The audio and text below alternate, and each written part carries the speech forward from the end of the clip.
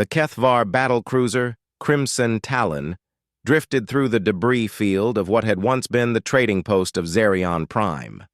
Commander Zalthek's 4 eyes swept across the carnage displayed on his tactical screens, each one showing the same horrifying truth. The Void Stalkers had been here. "By the ancient codes," whispered his second-in-command, Veltara, her blue-scaled hands trembling as she manipulated the sensor controls. "The entire station, 3 million beings, gone." Zalthek's mandibles clicked in the rhythm of deep thought. In his 40 cycles of military service across 17 different star systems, he had earned the right to wear the crimson sash of the Galactic Defense Coalition. He had fought the razor spines of Keth Prime, survived the crystal wraiths of the Andorian Nebula, and even lived through an encounter with the dreaded Shadow Maws near the galactic core. Each species had earned its place in the Coalition's extensive catalog of known threats, complete with tactical recommendations, survival protocols, and detailed biological analyses. But the Void Stalkers were different. They defied classification, seemed to exist outside the normal understanding of warfare and biology. No one knew where they came from, what they wanted, or how to predict their movements. They simply appeared, consumed everything in their path, and vanished back into the dark between stars. "Sir," Veltara's voice interrupted his brooding. "We're receiving a distress beacon, Coalition frequency, but the signature is strange. I've never seen anything like it." Zalthek moved to her station, his heavy boots clanking against the metal deck plating. The signal pattern on her screen pulsed with an odd rhythm, almost organic in nature. The translation matrix struggled with the embedded identification codes, producing fragments of text in various galactic languages. "Can you clean it up?" "Working on it, sir. The signal appears to be coming from the third moon of Zerion Prime. Wait, got something. It's identifying itself as—" She paused, her throat sacs inflating with confusion. "United Earth Colonial Marine Corps, 2nd Battalion, Echo Company. Requesting immediate extraction." The bridge fell silent except for the low hum of the ship's fusion drives. Zalthek felt his stomach drop into his lower thorax. Earth, the small blue world that had recently petitioned for membership in the Coalition. Their application had been rejected primarily due to their species' disturbing tendency toward violence and their complete lack of experience with interstellar threats. The Coalition's xenobiologists had classified humans as a Category 3 civilization, suitable for basic trade agreements but far too primitive for military cooperation. "Humans?" Veltara's voice carried a note of disbelief. "Sir, what would humans be doing in this system? Earth is over 200 light-years from here. Unknown. But if there are survivors down there..." Zalthek made a decision that would haunt him for the rest of his career. "Set course for the third moon. And Veltara, send a message to Coalition Command. Tell them we have a potential first contact situation with human military forces." The Crimson Talon descended through the thin atmosphere of Zerion Prime's third moon, a barren rock of ice and stone that served as a mining outpost for rare elements. The settlement below showed clear signs of Void Stalker attack. Buildings had been torn apart with surgical precision, their metal frameworks twisted into impossible shapes. But unlike other Void Stalker sites, there were signs of resistance. Burn marks scored the ground in defensive patterns, and several structures showed evidence of explosive damage that had come from within rather than from the attackers. "Sir, picking up multiple life signs in the central mining complex. At least 30 individuals, possibly more. But sir..." Veltara hesitated. "I'm also detecting Void Stalker biosignatures. They're still here." Zalthek's blood ran cold. In every recorded encounter with Void Stalkers, the pattern had been the same. They arrived, consumed everything living, and departed within hours. Never had anyone reported them remaining at a site of attack. Never had anyone survived their initial assault long enough to require rescue. "How many stalkers?" Difficult to say, sir. Their biological signatures interfere with our sensors. At least 50, possibly twice that number. 50 void stalkers. Even a full coalition battle group would hesitate to engage that many in open combat. The creatures stood nearly 3 meters tall, their bodies composed of some sort of adaptive organic metal that could shift between liquid and solid states. They moved with impossible speed and seemed to learn from each encounter, adapting their tactics in real time. Their weapons, if they could be called that, were extensions of their own bodies, capable of firing projectiles that could punch through coalition armor like paper. "Sir, incoming transmission from the surface." The voice that crackled through the communications array was unlike anything Zaltek had heard before. It was rough, gravelly, with an accent that the translation matrix struggled to process. But beneath the alien cadence, he could hear something that made his scales tingle with recognition. It was the voice of a soldier, someone who had seen combat and lived through it. "Coalition vessel, this is Gunnery Sergeant Marcus Rodriguez, United States Colonial Marine Corps. We've got your bird on our scopes, and we're damn glad to see you. We've been holding this position for 8 hours against hostile contact. Request immediate dust-off for 32 personnel, including 14 wounded." Veltara looked at her commander with confusion. "Holding position for 8 hours? Against void stalkers? Sir, that's impossible." But Zaltek was studying the tactical display, noting the defensive positions the humans had established. It was crude by coalition standards, but there was a ruthless efficiency to it that spoke to practical experience. "Sergeant Rodriguez, this is Commander Zaltek of the Coalition Defense Force. What is your tactical situation?" A short bark of what the translation matrix identified as laughter came through the speakers. "Well, sir, we've got approximately 60 of these metal bastards trying to break through our perimeter. They're persistent sons of bitches, I'll give them that. But they keep coming at us the same way, and we keep putting them down. My boys are holding, but we're running low on ammo." "You're putting them down?" Zaltek couldn't hide the disbelief in his voice. "Sergeant, are you reporting successful engagement against Void Stalker forces?" "Is that what you call these things?" "Yeah, we're engaging them. Lost 6 good Marines in the initial attack, but once we figured out their patterns, we started making them pay for every meter. These things might be tough, but they're not bulletproof." Veltara was frantically checking her instruments. "Sir, he's telling the truth. I'm detecting Void Stalker biosignatures that are inactive. They're dead." The implications hit Zaltek like a plasma bolt to the chest. A group of humans, primitive by coalition standards, had not only survived a Void Stalker attack, but had actually killed them. The creatures that had destroyed entire coalition fleets, that had forced the evacuation of 17 star systems, were being held at bay by soldiers from a Category 3 civilization. "Sergeant Rodriguez, we're going to attempt a landing, but our scans indicate a significant stalker presence. How do you recommend we proceed?" "Sir, I'd recommend you land about 2 clicks north of our position. We'll provide covering fire and guide you in. But, Commander, I need you to understand something. When we move fast, and we move together. No one gets left behind. That's how Marines work." 20 minutes later, Zaltek found himself crouched behind a makeshift barricade made from mining equipment and debris, watching in amazement as 32 humans prepared for extraction.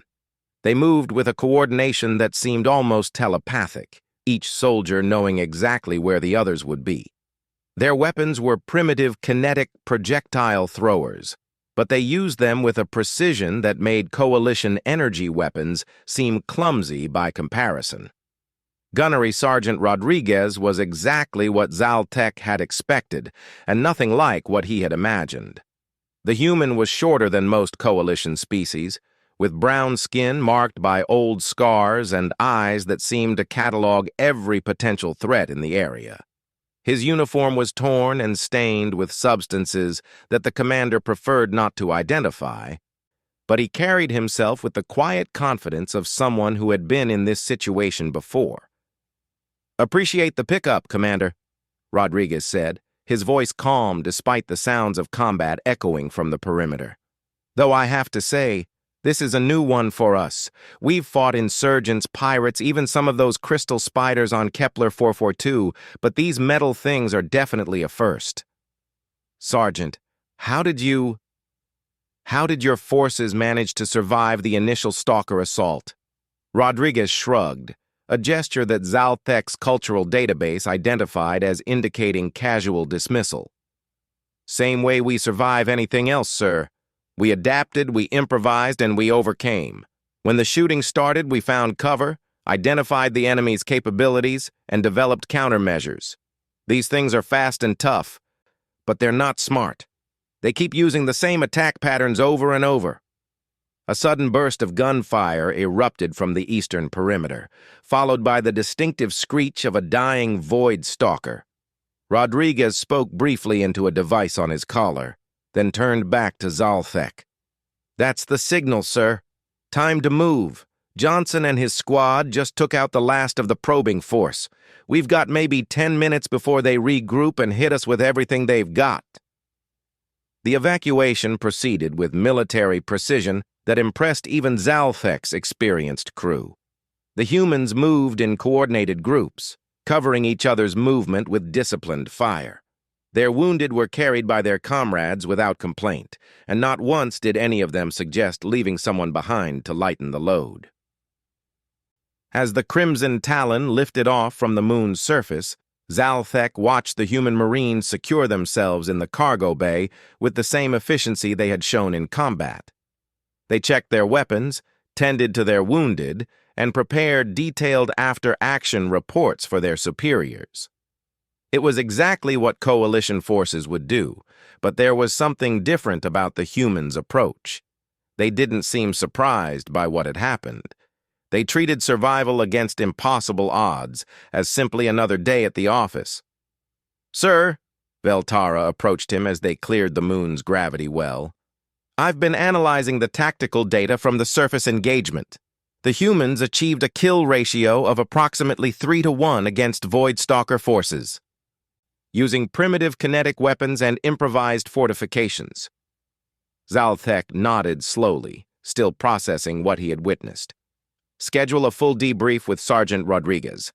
And Veltara, send another message to Coalition Command. Tell them we need to reconsider humanity's classification status." As the ship jumped to hyperspace, carrying its unusual passengers toward Coalition space, neither Zalthek nor his crew realized that they had just witnessed something that would change the balance of power in the galaxy. They had seen humans do something that no other species had ever accomplished. They had seen them turn the galaxy's most feared predators into prey. The Coalition Defense Council chambers on Kepler Station had never hosted a meeting quite like this one. Representatives from dozens of species sat in their specialized atmospheric pods, their attention focused on the central holographic display where tactical data from the Zerion Prime incident played on endless repeat. The numbers were impossible to ignore, but that didn't make them any easier to believe. Admiral Korthvel of the Andrathi hegemony was the first to break the silence. His 6 arms gestured in the traditional pattern of deep skepticism as he addressed the assembly. "Honored colleagues, we are being asked to accept that a primitive species using weapons that predate our first contact protocols achieved victory against an enemy that has cost us over 40 star systems." "The evidence is conclusive," replied Councillor Zeftai of the Vorthan Republic. Her crystalline body chimed softly as she accessed the data files. "Sensor logs, biological remains, testimony from multiple Coalition officers. The humans not only survived initial contact with Void Stalker forces, but maintained a defensive position for over 8 hours. "Survived," Admiral Korthvel repeated, his voice dripping with disdain. "Counselor, surviving and winning are entirely different concepts. Perhaps these stalkers were damaged, or operating with reduced capabilities." Commander Zalthek, who had been listening from the witness section, was granted permission to speak. "Sir, with respect, I witnessed their capabilities firsthand. The stalkers showed no reduction in combat effectiveness. If anything, they seemed more aggressive than usual, as if the humans posed a genuine threat to them." The debate continued for hours, with representatives splitting along predictable lines. The older, more established species viewed the humans as a dangerous anomaly that needed to be contained. The younger races saw them as potential allies who might hold the key to finally defeating the Void Stalker menace. But it was the testimony of Gunnery Sergeant Rodriguez that truly divided the assembly. Rodriguez stood at the center of the chamber, still wearing his combat fatigues, still carrying the scars of the battle on Zerion Prime's moon. He had refused the Coalition's offer of medical treatment, stating that his wounds would heal on their own time. His presence seemed to fill the vast space, and even the most skeptical council members found themselves listening when he spoke. "Honored representatives," Rodriguez began, his voice carrying clearly through the translation matrix. "I understand your confusion. Where I come from, we have a saying: every Marine is a rifleman. It means that regardless of our specialty, every one of us is trained first and foremost as a warrior. We don't have the luxury of specialized combat roles like your coalition forces. When trouble comes, we all fight." Counselor Zeftai leaned forward in her atmospheric pod. "Sergeant Rodriguez, our analysis indicates that your weapons should have been insufficient to penetrate Void Stalker adaptive armor. How do you account for your success?" Rodriguez smiled, and something in that expression made several council members shift uncomfortably in their seats. "Ma'am, we didn't try to penetrate their armor. We observed their behavior patterns and identified their weaknesses. These stalkers move fast, but they move predictably. They adapt to energy weapons, but they've apparently never encountered high-velocity kinetic projectiles fired in coordinated volleys." "You're saying they couldn't adapt to your weapons?" Admiral Korthvel's voice carried a note of incredulity. "No, sir. I'm saying they didn't have time to adapt. In human military doctrine, we call it violence of action. You hit hard, you hit fast, and you keep hitting until the threat is neutralized. These creatures might be able to learn from energy weapon impacts, but it's hard to learn anything when you're taking a 50 caliber round through your central nervous system." The chamber erupted in discussion as the implications became clear. The humans hadn't defeated the Void Stalkers through superior technology or advanced tactics.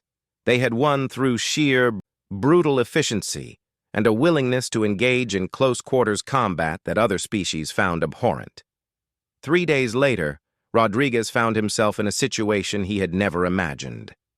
He was standing in the Coalition's primary military academy on Rigel 7, addressing an auditorium filled with officers from a dozen different species. The humans had been invited to establish a training exchange program, something that would have been unthinkable just weeks before. "The first thing you need to understand about human military philosophy," Rodriguez explained to his alien audience, "is that we don't fight to win wars. We fight to end them. There's a difference. When we engage an enemy, our goal isn't just victory, it's making sure they never want to fight us again." In the front row, Colonel Velnax of the Kethvar Defense Force raised one of his 4 hands. "Sergeant Rodriguez, Coalition doctrine emphasizes minimizing casualties and collateral damage. Your tactics seem to prioritize aggression over preservation." "With respect, Colonel, dead enemies don't cause casualties. We're aggressive because aggression saves lives. The longer a fight drags on, the more people die. Human doctrine is simple. Identify the enemy, close with the enemy, and destroy the enemy using fire and movement. Everything else is just details." The questions continued for hours, each one revealing more about the fundamental differences between human and coalition military thinking. Where coalition forces relied on advanced technology and carefully coordinated strategies, humans emphasized adaptability, initiative, and overwhelming firepower. Where coalition doctrine called for measured responses and graduated escalation, human tactics demanded immediate and decisive action. It was during a break in the session that Rodriguez encountered something that would change his perspective on the galaxy's military situation. Lieutenant Commander Thexari of the Vorthan Republic approached him with what appeared to be a crystalline data pad. "Sergeant Rodriguez, I wanted to show you something that's not included in the official briefings. This is a tactical analysis of every recorded Void Stalker engagement over the past 20 years. Rodriguez studied the data, his expression growing increasingly grim as the pattern became clear. These aren't random attacks. They're probing actions, testing defenses, gathering intelligence, adapting their tactics based on what they learn. Exactly. And look at the timeline. The attacks have been increasing in frequency and sophistication. We estimate that within 2 years they'll have gathered enough information to launch a full-scale invasion of Coalition space. How many ships do you think they have?" Thexari's crystalline body dimmed with what Rodriguez was learning to recognize as distress. "Our best estimates suggest at least 10,000 vessels, possibly more. Each one is a living ship, capable of adapting and evolving during combat. Against that kind of force, even the full Coalition fleet would be overwhelmed." Rodriguez was quiet for a long moment, processing the implications. "Lieutenant Commander, I need to ask you something, and I need you to be honest with me. How many Marines do you think Earth could contribute to a Coalition defense force?" "I'm not sure I understand the question, Sergeant." "Earth has a population of about 8 billion people. Of those, roughly 50 million have military training of some kind. Not all of them are combat troops, but they're all trained to fight when necessary. Now, I know the Coalition has been hesitant to approve human membership, but given what we're facing, how many of those Marines do you think you could use?" Thexari's body began to glow more brightly as she calculated the implications. "Sergeant, are you suggesting that Earth could provide 50 million trained soldiers?" "I'm suggesting that if the Void Stalkers are planning an invasion, 50 million Marines might not be enough. But it would be a start." The conversation was interrupted by the return of the other officers, but Rodriguez could see that Thexari was already composing messages on her data pad. Word of humanity's potential military contribution would reach the highest levels of Coalition command within hours. That evening, as Rodriguez prepared for another day of briefings and tactical demonstrations, he received a message that stopped him cold. It was from General Morrison, commanding officer of the Colonial Marine Corps, and it contained news that changed everything. "Rodriguez, effective immediately, you are promoted to the rank of colonel and assigned as military liaison between Earth and the Coalition Defense Force. Intelligence reports suggest that Void Stalker forces are massing for a major offensive. Coalition Command has formally requested military assistance from Earth. Congratulations, Marine. You just started a war." Rodriguez stared at the message for a long moment, then began composing his reply. There were 50 million Marines scattered across dozens of colony worlds, veterans of conflicts that the Coalition couldn't even imagine. They had fought in the methane swamps of Titan, the crystal caves of Europa, and the radiation storms of Proxima Centauri. They were trained to fight in any environment, against any enemy, using any weapon available. And now they were about to teach the galaxy what human warfare really looked like. The next morning brought news that sent shockwaves through Coalition space. A Void Stalker fleet had been detected moving toward the Centauri system, home to over 2 billion civilians and the Coalition's primary shipyards. The fleet consisted of nearly 1,000 bioships, each one larger than anything previously encountered. It was the invasion that Coalition analysts had been dreading for decades. But there was other news as well. The first human reinforcements had arrived at the staging area in the Wolf 359 system. 3 full Marine divisions, complete with their own transport ships and orbital support platforms.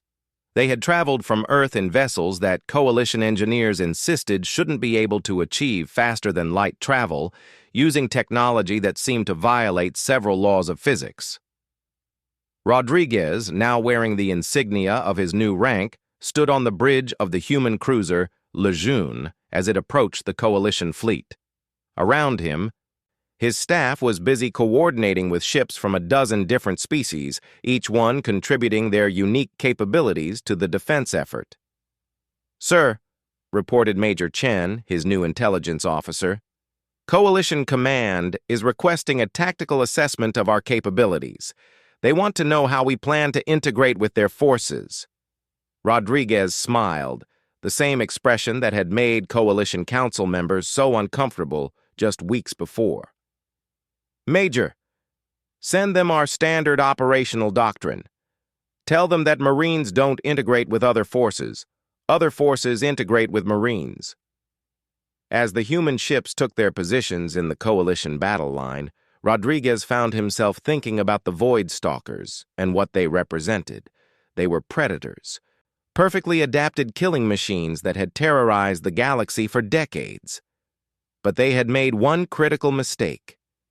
They had attacked humans, and humans, Rodriguez knew from bitter experience, were the most dangerous predators in the galaxy. The Centauri system had become the largest military staging ground in galactic history. Over 3,000 Coalition vessels from 47 different species had assembled in defensive formations around the system's inhabited worlds. The combined firepower represented centuries of technological advancement and military doctrine refined through countless conflicts. Yet as Colonel Rodriguez watched the tactical displays aboard the Coalition flagship Eternal Vigilance, he couldn't shake the feeling that they were preparing to fight the last war, not this one. Admiral Vex Talon, Supreme Commander of the Coalition Defense Force, was a being who commanded respect through both his military achievements and his imposing physical presence.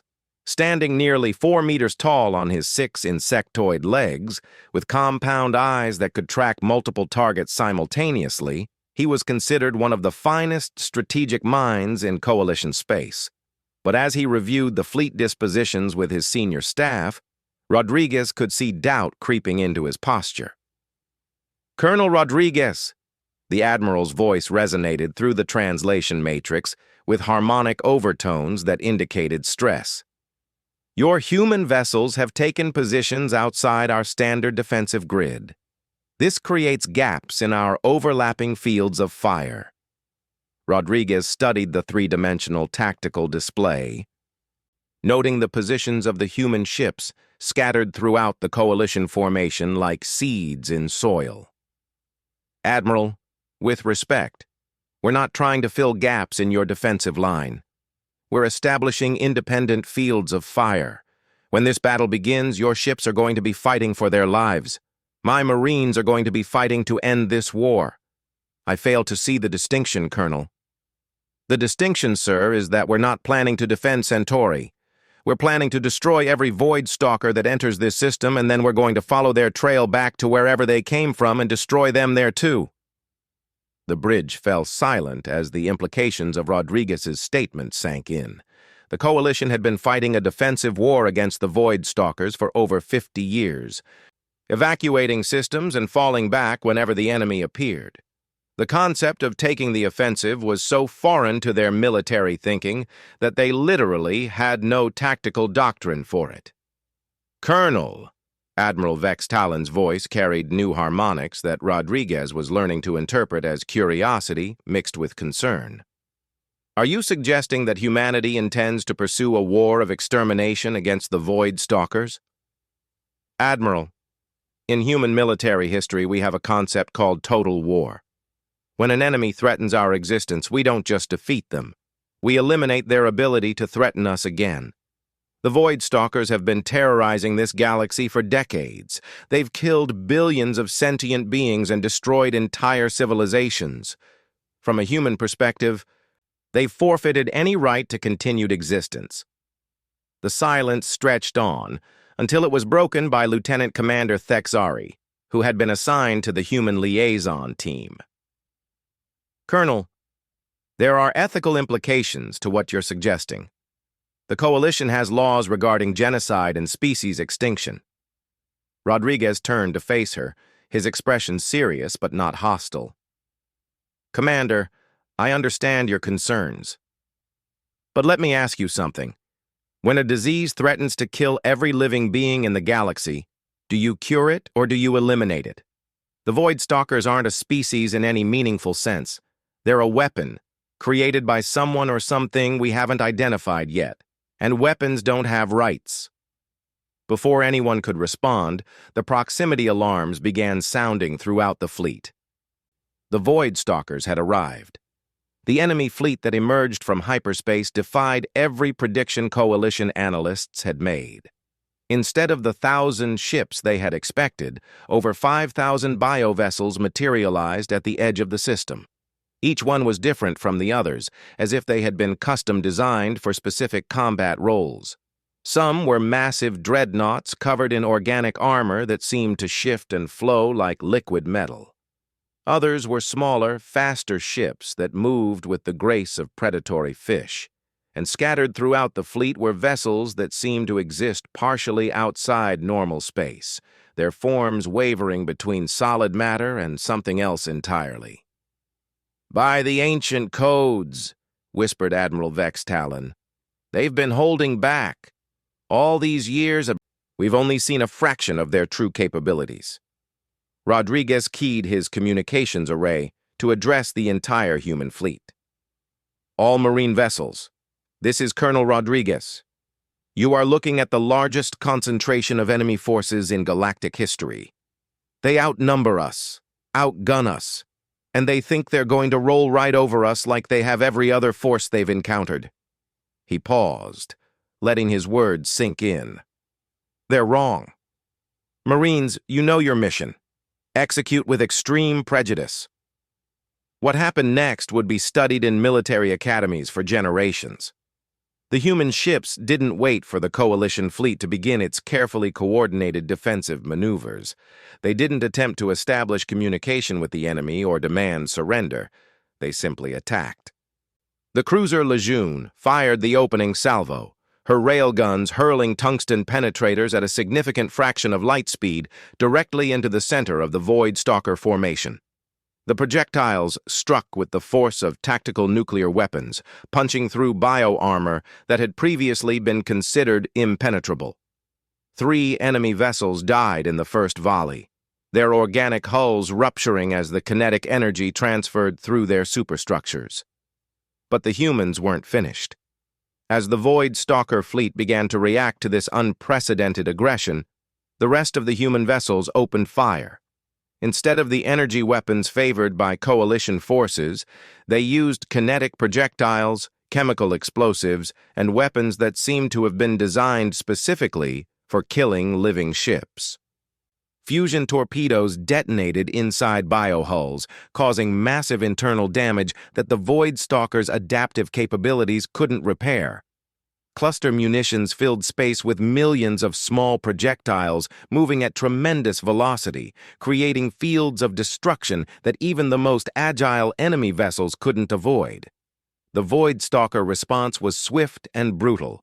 Energy beams that could slice through Coalition armor struck human vessels, only to find their attacks absorbed by reactive armor that seemed to anticipate the direction and intensity of each strike.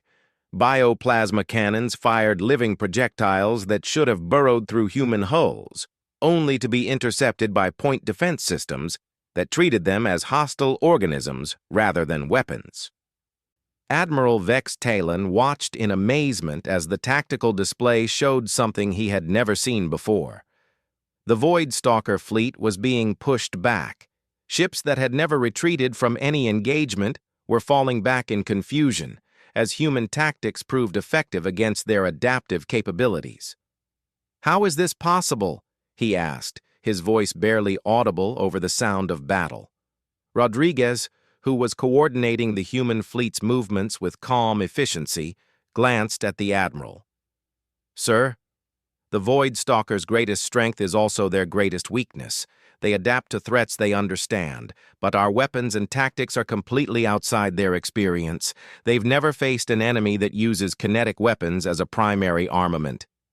They've never encountered an enemy that views warfare as problem-solving rather than ritual combat. The battle raged for 6 hours, but the outcome was never really in doubt after the first exchange of fire. The Voidstalker fleet, which had terrorized the galaxy for decades, found itself facing an enemy that refused to follow the established rules of interstellar warfare. Human ships darted through their formations, firing at point-blank range before disappearing into the debris of destroyed enemy vessels. Marine boarding parties used something called cutting charges to breach biohulls and fought hand-to-hand combat inside living ships, using weapons that were designed to kill organisms rather than destroy machinery. When the last Voidstalker vessel finally succumbed to human firepower, the Coalition fleet had lost fewer than 200 ships. The humans had lost 37 vessels, and every one of those losses had taken at least 5 enemy ships with it. But Rodriguez wasn't celebrating. As the human fleet regrouped and began salvage operations, he was already planning the next phase of the campaign. "Admiral Vex Talon," he said, turning to the Coalition commander, "I need to speak with your intelligence officers. We need to find out where these things come from, and we need to do it quickly." "Colonel, surely after this victory, the Voidstalker threat has been eliminated." Rodriguez shook his head, his expression grim. "Sir, this wasn't their main fleet. This was a probing attack, just like all the others. Somewhere out there is the force that created these things, and they're going to be very unhappy when they find out what happened here." The intelligence briefing took place 12 hours later, after the Coalition's xenobiologists had completed their preliminary analysis of the Voidstalker remains. What they found confirmed Rodriguez's worst fears and opened up possibilities that no one had considered. "Colonel," reported Dr. Shenval, the Coalition's chief xenobiologist, "these organisms are not naturally evolved. They're manufactured, created by some form of bioengineering that's centuries ahead of anything we've ever encountered. But more disturbing is what we found in their neural tissue. The holographic display showed microscopic images of brain matter that pulsed with organic circuitry. These creatures are connected to some form of hive mind. Every experience they have, every tactical lesson they learn, is transmitted back to a central intelligence. Somewhere out there is a being or a machine that has been learning from every encounter with Coalition forces." Rodriguez studied the images, his mind racing through the implications. "Doctor, you're telling me that somewhere in the galaxy is something that knows everything about Coalition military capabilities, tactics, and weaknesses?" "Yes, Colonel. And based on the quantum resonance patterns we've detected, it's been preparing for a final offensive. The attacks on Coalition worlds haven't just been terror raids. They've been intelligence-gathering missions." Admiral Vex Talon's compound eyes focused on Rodriguez with laser intensity. "Colonel, what do you recommend?" Rodriguez was quiet for a moment, considering options and consequences. When he spoke, his voice carried the weight of absolute certainty. "Admiral, we're going to find this hive mind and we're going to kill it. But first I need to call Earth. We're going to need more Marines." 6 months later, the largest military fleet in galactic history assembled at the edge of Coalition space. Over 50,000 vessels from Earth had joined the Coalition forces, bringing with them weapons and tactics that redefined the concept of interstellar warfare. But more important than their technology was their attitude. The Marines who crewed those ships didn't see the Voidstalkers as an unstoppable force of nature. They saw them as just another enemy that needed to be eliminated. The final battle would take place in the galactic core, where long-range scans had detected the source of the Voidstalker transmissions. It was an artificial construct the size of a small moon, protected by defenses that defied description and surrounded by a fleet numbering in the hundreds of thousands. But as Colonel Rodriguez stood on the bridge of the new flagship Normandy, watching his Marines prepare for the assault that would either save the galaxy or die in the attempt, he felt only calm certainty. The Voidstalkers had made the mistake of attacking humanity, And now they were going to learn why humans had earned a reputation as the most dangerous predators on their home world. In the distance, the enemy fleet waited, confident in their overwhelming numbers and technological superiority. They had no way of knowing that they were about to face an enemy that didn't understand the concept of impossible odds. That viewed every tactical problem as simply another puzzle to be solved with sufficient application of violence. The galaxy was about to discover that humans didn't just fight wars. They ended them.